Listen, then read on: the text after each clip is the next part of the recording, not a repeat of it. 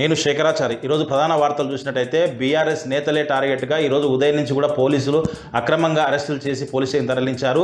కల్వకుర్తి నియోజకవర్గంలోని ఆమన్గల్లో పత్యానాయక్తో పాటు మరికొందరు నేతలు, కర్తాల్లో మాజీ జడ్పీటీసీ ఎల్హెచ్పిఎస్ రాష్ట్ర ఉపాధ్యక్షుడు దశరథ్ నాయక్తో పాటు మాజీ వైస్ ఎంపీ ఆనంద్తో పాటు పలువురు మాజీ సర్పంచులు, పలువురు నేతలను కూడా అక్రమంగా పోలీసులు అరెస్టు చేసి పోలీస్ స్టేషన్ తరలించారు.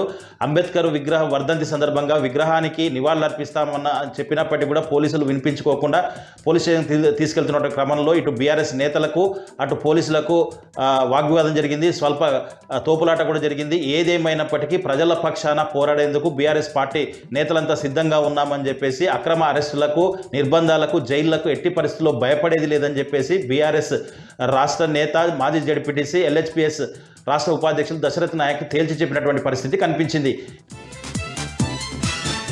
మరొక వార్త చూసినట్టయితే అంబేద్కర్ అడుగుజాడల్లో ప్రతి ఒక్కరూ నడుస్తూ ఆయన ఆశయాలను కొనసాగించాలని మాజీ ఎమ్మెల్యే బీరం హర్షవర్ధన్ రెడ్డి పిలుపునిచ్చారు. కొల్లాపూర్ నియోజకవర్గ కేంద్రంలోని అంబేద్కర్ వర్ధంతి సందర్భంగా అంబేద్కర్ విగ్రహానికి పలువురు నాయకులతో కలిసి మాజీ ఎమ్మెల్యే బీరం హర్షవర్ధన్ రెడ్డి పూలమాలలు వేసి నివాళులర్పించారు. ఈ కార్యక్రమంలో పలువురు బీఆర్ఎస్ నేతలతో పాటు పలువురు మాజీ ప్రజాప్రతినిధులు కూడా పాల్గొన్నారు.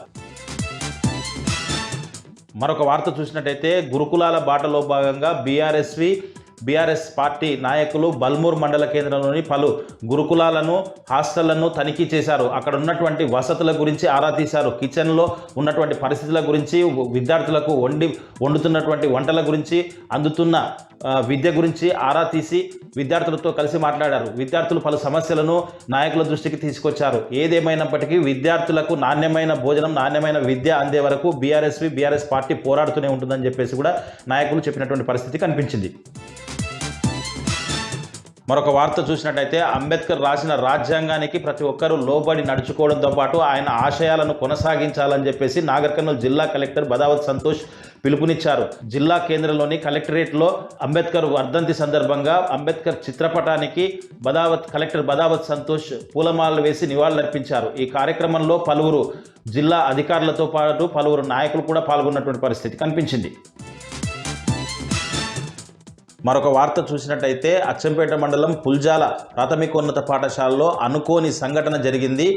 పాఠశాలలో 3వ తరగతి చదువుతున్నటువంటి సరిత అనే విద్యార్థిని ఆడుకుంటున్నటువంటి క్రమంలో పాఠశాలలో ఉన్నటువంటి 2 పిల్లల మధ్యలో తల ఇరకడంతో ఇబ్బందులకు గురి అయింది. ఆ ఇబ్బందిని గ్రహించినటువంటి పాఠశాల సిబ్బంది హుటాహుటిన స్థానికుల సహాయంతో ఆ పిల్లర్లను కొంత కటింగ్ చేయడంతో క్షేమంగా ఆ అమ్మాయి తల బయటికి రావడంతో అక్కడ ఉన్న వారంతా కూడా ఊపిరి పీల్చుకున్నారు. ఏదేమైనప్పటికీ పిల్లలు ఆడుకునే క్రమంలో కావచ్చు, ప్రతి విషయంలో కూడా చాలా జాగ్రత్తగా ఉండాలని చెప్పేసి కూడా ఉపాధ్యాయులతో పాటు తల్లిదండ్రులు కూడా సూచిస్తున్నటువంటి పరిస్థితి కనిపించింది.